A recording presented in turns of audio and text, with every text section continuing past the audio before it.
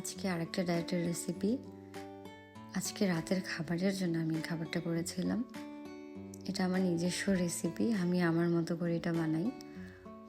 প্রথমেই যেটা করেছি, একটা পাত্রে পরিমাণ মতো জল এবং লবণ দিয়ে 3 রকমের সবজি নিয়েছি। গাজর, দেশি লাউ এবং ফুলকপি।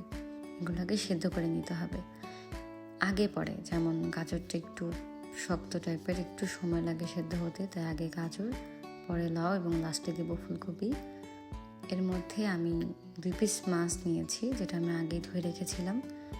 এটাকে আমি আধা চা চামচের মতো গোলমরিচের গুঁড়া, অল্প একটু হলুদের গুঁড়া আর পরিমাণ মতো লবণ, একটু লেবুর রস দিয়ে মেখে রেখেছি।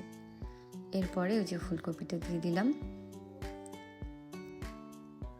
ফুলকপিটা দেওয়ার পরে একটু ঢেকে নামিয়ে নিতে হবে, কারণ ফুলকপি সেদ্ধ হতে খুব একটা সময় লাগে না।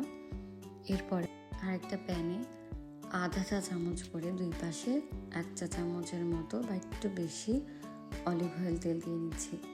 আমার কাছে অলিভ অয়েল তেল ছিল তাই আমি দিচ্ছি, না থাকলে সমস্যা নেই, সরিষার তেল দিয়ে নেবেন। তেলটাকে ব্রাশ করে নিচ্ছি যেন সমস্ত জায়গায় ছড়িয়ে যায়। এরপরে ফুলকপিগুলো আর মাশরুমগুলো দিয়ে দিব।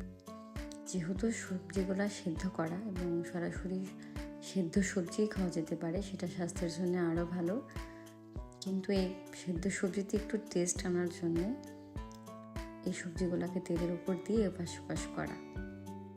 ফুলকপিগুলো হয়ে গেছে, আমি নামিয়ে নিচ্ছি। যখন আপনি সবজিগুলো নামাবেন আর কিন্তু তেল দেওয়া যাবে না, ওই প্যানের মধ্যেই আর বাকি সবজিগুলো দিতে হবে। যেহেতু এটা ডায়েটের সবজি, তেল একদমই কিন্তু বাড়ানো যাবে না। মাশরুমটা হয়ে যাওয়ার পরে অপর পাশে আমি মাছ এবং আরেক পাশে আমি দিয়েছি গাজর আর লাউ। যখন মাছটা দিবেন, ছোলার জালটা একটু লো করে দিবেন যেন মাছটা ভালো মতো সেদ্ধ হতে পারে।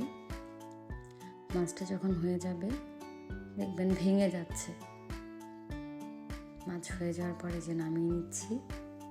এটা আসলে যতটা দেখতে সুন্দর হয়েছে, খেতে তার চাইতে বেশি ভালো।